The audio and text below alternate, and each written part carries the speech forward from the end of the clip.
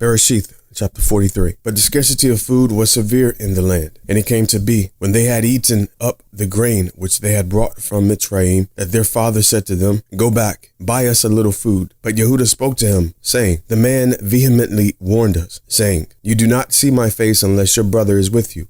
If you let our brother go with us, we go down and buy you food. But if you do not let him go, we do not go down. Because the man said to us, You do not see my face unless your Ak is with you. And Israel said, Why did you do evil to me to inform the man that you had another Ak? And they said, The man kept asking about us and our relatives, saying, Is your Abba still alive? Have you another Ak? And we informed him according to these words. How could we know that he would say, Bring your Ak down? And Yehudah said to Israel, his Abba, Send the boy with me, and let us arise and go, and live and not die, both we and you, and also our little ones. I myself shall stand guarantee for him. From my hand you are to require him. If I do not bring him back to you and set him before you, then let me bear the blame forever. For if we had not delayed, truly by now we could have returned this second time. And their Abba Israel said to them, If so, then do this. Take some of the best fruit of the land in your vessels, and bring a present down for the man, a little balm and a little honey, spices and myrrh, nuts and almonds. And take double silver in your hand, and take back in your hand the silver that was returned in the mouth of your sacks. It could have been a mistake. And take your Ak, and arise, go back to the man, and Yell the Almighty give to you compassion before the man, so that he shall release your other Ak and Benjamin. And I, if I am bereaved, I am bereaved. And the men took that present and Benjamin,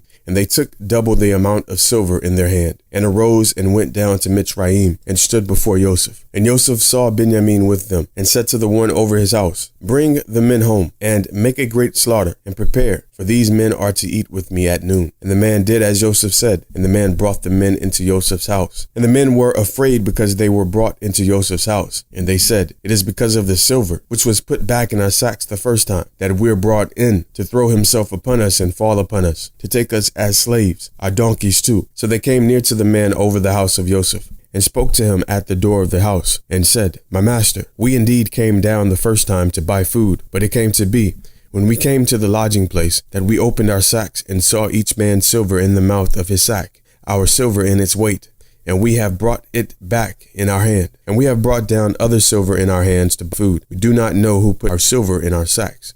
But he said, Shalom be with you. Do not be afraid. Your power and the power of your Abba has given you treasure in your sacks.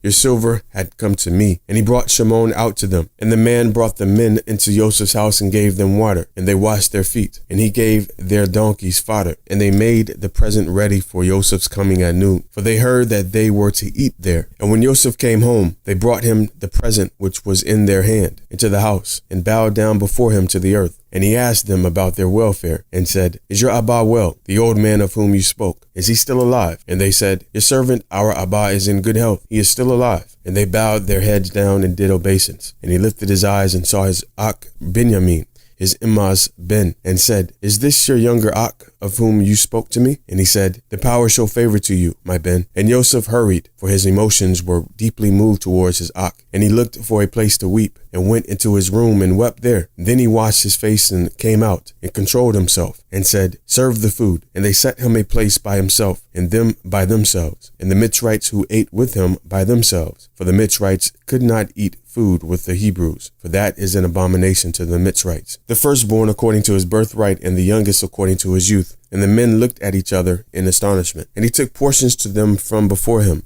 But Benjamin's portion was 5 times as much as any of theirs. And they feasted and they drank with him.